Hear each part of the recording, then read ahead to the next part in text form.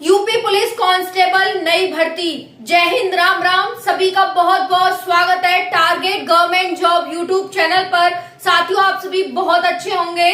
अभी हाल ही में UP police constable 60,244 post के लिए रिजल्ट जारी हुआ। ज्यादा नंबर वाले बच्चों का यहाँ पर सिलेक्शन नहीं देखने को मिला। आंसर की में उनके ज्यादा नंबर थे, लेकिन फिर भी यहाँ पर सिलेक्शन नहीं हुआ।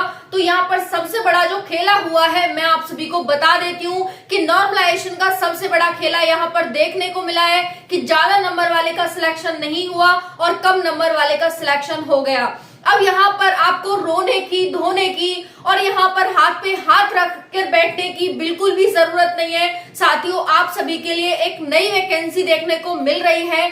40,000 पोस्ट पर ये वैकेंसी है। 40,000 प्लस पोस्ट इसमें रहने वाली है। तो देखिए, एक और मौका आपको बैक टू बैक मिल चुका है। अब आपको यहाँ पर उठना है, जगना है और यहाँ पर जी तोड़ मेहनत करनी है।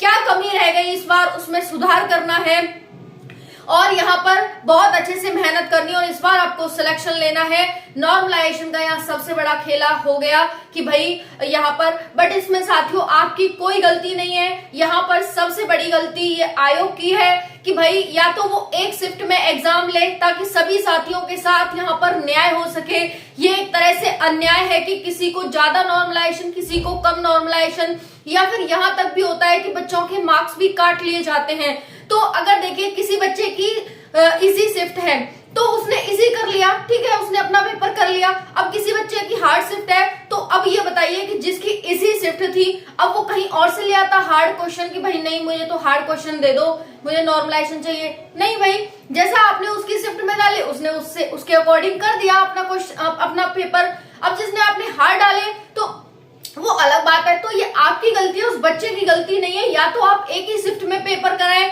या फिर सभी के साथ न्याय करें कि इतना अगर नॉर्मलाइजेशन मिल रहा है तो सबको ही यहाँ पर, क्योंकि अगर आप एक से अधिक शिफ्ट में पेपर कराएंगे तो कहीं ना कहीं बच्चों के साथ अन्याय होता है और आप न्याय नहीं करते हैं। तो ये यहाँ पर आयोग को सोचना होगा।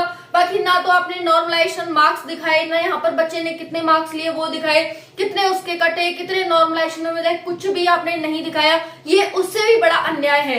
तो यहाँ पर कम से कम बच्चे ने पेपर किया है तो कितने मार्क्स उसने प्राप्त किए, ये तो आपको कम से कम दिखाना चाहिए। क्या है देखते हैं आगे। ट्विटर अभियान चल ही रहा है। बाकी आप ज्यादा से ज्यादा यूपीपी की वेबसाइट पर जाकर के ज्यादा से ज्यादा हैशटैग कर सकते हैं कि भाई मार्क्स दिखाए जाए यहाँ पर। तो चलिए अब वापस आते हैं अपने टॉपिक पर। यूपी पुलिस कांस्टेबल भर्ती। साथियों, कभी भी हमें हार नहीं माननी चाहिए। हमें ये जीवन, जिंदगी का नाम ही है लड़ते रहना, आगे बढ़ते रहना। तो यहाँ पर कभी भी हमें हार नहीं माननी है। सभी रास्ते बंद हैं लेकिन एक रास्ता खुला हुआ है और वो है इस वैकेंसी का। बहुत सारे साथी ये कह रहे हैं कि घर वालों को क्या बोले, बाहर वालों को क्या बोले। किसी को कुछ नहीं बोलना है। सभी को पता है कि भाई कंपटीशन इतना ज्यादा है कि भाई यहाँ पर सिलेक्शन लेना बहुत मुश्किल हो रहा है। तो किसी को आपको कुछ नहीं बोलना है। शांति से अपनी मेहनत करते रहिए।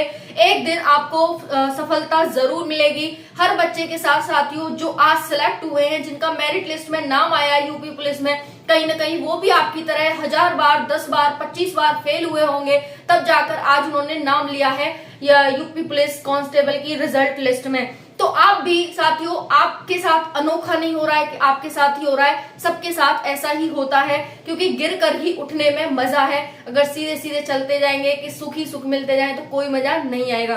तो कोई बात नहीं, जैसा हमारी जैसी हमारी जिंदगी चल रही है उसके अकॉर्डिंग चलते रहिए। बट कभी रुकना नहीं है, कभी रोना नहीं है, कभी थकना नहीं है, कभी हार नहीं माननी है हमें, ठीक है। बस ये है कि साथियों हम ये मान लेते हैं कि चलो ठीक है, कम नंबर वाले को बच्चे का सिलेक्शन हुआ, उसको नॉर्मलाइजेशन में अच्छा मार्क्स मिला तो चलो उसकी किस्मत रही होगी। तो यहाँ पर सबसे बड़ा खेला होता है नॉर्मलाइजेशन में, वो किस्मत का होता है कि किसको कितना नॉर्मलाइजेशन मिल जाए, किस शिफ्ट को कितना नॉर्मलाइजेशन मिल जाए। साथियों, हम जब अपनी शिफ्ट में आते हैं और हमें कम नॉर्मलाइजेशन मिलता है तो हम अपनी शिफ्ट को कोसते हैं, हम अपने आप को कोसते हैं कि मेरा इस शिफ्ट में क्यों आया। क्योंकि आपने देखा 30-31 की जो शिफ्ट थी उनमें सबसे कम नॉर्मलाइजेशन मिला है, सबसे कम क्वेश्चन है वो कैंसिल हुए, अधिक ऑप्शन थे। तो यहाँ पर सबसे ज्यादा हम कोस रहे हैं कि भाई औरों को यहाँ पर 18-18, 20-20 नंबर मिल गए, हमें यहाँ पर 2 से 4 नंबर ही मिले। तो ऐसा हमारे साथ ही क्यों होता है? ऐसा आपके साथ नहीं, सबके साथ होता है। बट ये है कि किसी के साथ जल्दी, किसी के साथ लेट होता है, ठीक है। चलिए स्टार्ट करते हैं। यहाँ पर तो एक और नई भर्ती आ रही है, बिल्कुल ही बहुत शानदार तरीके से आप भर्ती में लग जाएंगे। जितना रोना धोना था सब हो चुका है, अब आपको बिल्कुल भी रोने की जरूरत नहीं है, क्योंकि जिंदगी रुलाती है तो हंसाती भी है, और ये भर्ती आपको हंसाएगी। ठीक है, तो देखिए यहाँ पर जो आपकी वैकेंसी आने वाली है, यूपी पुलिस कांस्टेबल, पीएससी और जेल वार्डन, ये आपकी वैकेंसी आपको 40 से 50,000 सीट पर देखने को मिलने वाली है। 40,000 से साथियों 50,000 सीट इसमें रहेंगी, ध्यान रखिएगा। इकाई, ढाई, सैकड़ा, हजार, 10,000, इससे इसके बीच में ही रहेंगी। अब बात करते हैं यहाँ पर जनरल की एज क्या होती है, तो मेल की एज होती है 18 से 25 वर्ष, फीमेल की होती है 18 से मेल की होती है 18 से 22 वर्ष, फीमेल की होती है 18 से 25 वर्ष, ओबीसी की 18 से यहाँ पर हो जाएगी 27 वर्ष, और यहाँ पर 18 से 30 वर्ष इनकी हो जाती है। तो यहाँ पर साथियों ये आपको यहाँ देखने को मिलता है। एक मिनट, हाँ, तो यहाँ पर बात करेंगे ओबीसी की। ओबीसी को 3 वर्ष का छूट मिलती है यहाँ पर, और एससी एसटी को 5 वर्ष की छूट मिलती है। ये चीज ध्यान रखिएगा। जैसे कि आप मेल है, जनरल मेल है, तो आपकी 25 वर्ष हो जाएगी। अगर आप एससी एसटी है तो आपकी 27 वर्ष हो जाएगी। ठीक है ना, तो यहाँ पर ये चीज है कि भाई आपकी 18 से 25 वर्ष हो जाएगी और आपकी 18 से 27 वर्ष हो जाती है। तो ये है यहाँ पर। उसके बाद क्वालिफिकेशन कुछ नहीं है, 10+2 यानी 12th पास आप होने चाहिए मिनिमम क्वालिफाइंग मार्क्स के साथ।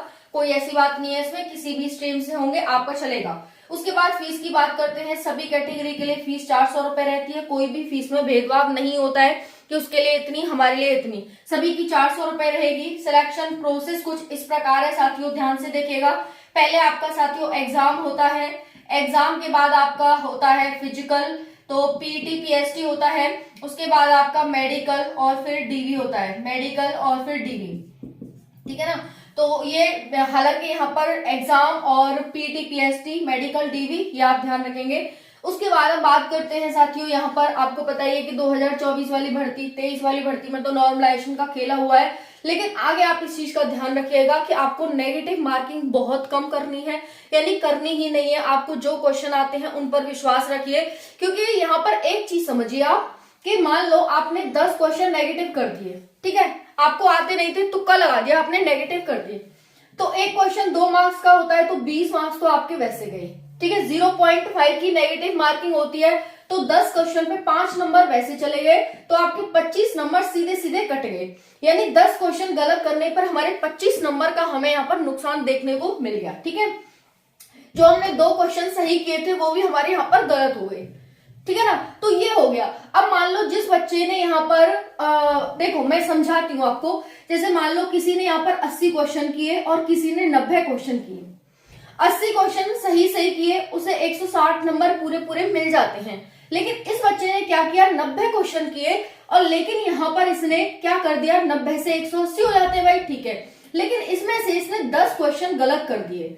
10 क्वेश्चन गलत कर दिए, यानी इसने 90 किए तो 180 मिलने चाहिए थे, लेकिन अब इसने क्या किया, 10 क्वेश्चन गलत किए। अब 10 क्वेश्चन गलत करने पे तो 25 नंबर कट रहे हैं, तो मान लीजिए अब इसके 25 नंबर डिडक्ट होकर कितना नंबर मिलेगा, इसे 155 नंबर मिलेगा। अब आप मुझे बताइए कि इसका सिलेक्शन होगा, इसका सिलेक्शन होगा। अब आयोग एक चीज और कहता है इसके ऊपर कि चूंकि तुमने गलत कम ज्यादा किए हैं, तुमने गलती है वो ज्यादा की है, इसलिए तुम्हारे मार्क्स यहाँ काटे जाते हैं और इसके मार्क्स यहाँ बढ़ाए जाते हैं।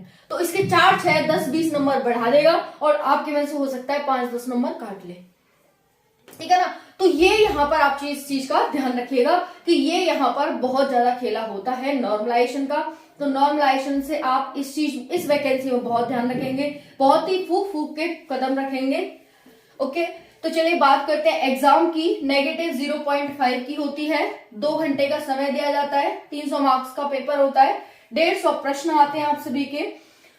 अब बात करते हैं यहाँ पर क्या क्या आएगा। जीके जीएस आएगी आपकी, जीके जीएस करंट अफेयर आता है। उसके बाद आपका मैथ आएगा, रीजनिंग आएगी साथियों, और हिंदी आएगी। ठीक है ये आपके 4 सब्जेक्ट आते हैं।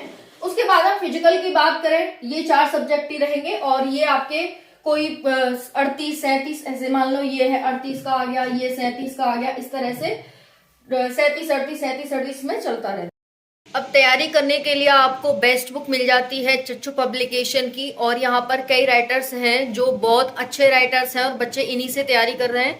तो आप सभी अभी से बुक परचेज करके वन स्टॉप सॉल्यूशन के माध्यम से अपनी तैयारी कर सकते हैं। चैनल से जुड़े रहिएगा, हर एक अपडेट आपको देती रहूंगी। बाकी अभी आप जाइए और यहाँ पर बुक को परचेज करके अपनी तैयारी स्टार्ट कर दीजिए, क्योंकि आपको पता है कि 40,000 पोस्ट की जो ये भर्ती आपकी बहुत जल्दी आपको देखने को मिलने वाली है। धन्यवाद। फिजिकल की बात करें मेल फीमेल की, तो ध्यान से देखिएगा। रनिंग, हाइट, चेस्ट होती है इसमें, और कुछ ज्यादा नहीं होता है। रनिंग, हाइट और चेस्ट। तो रनिंग कितनी होगी? 4.8 किलोमीटर की बॉयज के लिए 25 मिनट में, 2.4 किलोमीटर की यहाँ पर 14 मिनट में गर्ल्स के लिए हो जाती है। ठीक है, 14 मिनट में गर्ल्स के लिए। उसके बाद हाइट है 168 सेंटीमीटर बॉयज के लिए, बाकी यहाँ पर फीमेल के 152 सेंटीमीटर हाइट हो जाती है।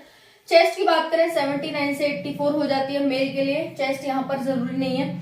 बाकी जो SC/ST गर्ल है 147 सेंटीमीटर हाइट है, और यहाँ पर जो हाइट है इनके लिए मेल के लिए वो यहाँ पर हो जाती है 162 सेंटीमीटर हाइट।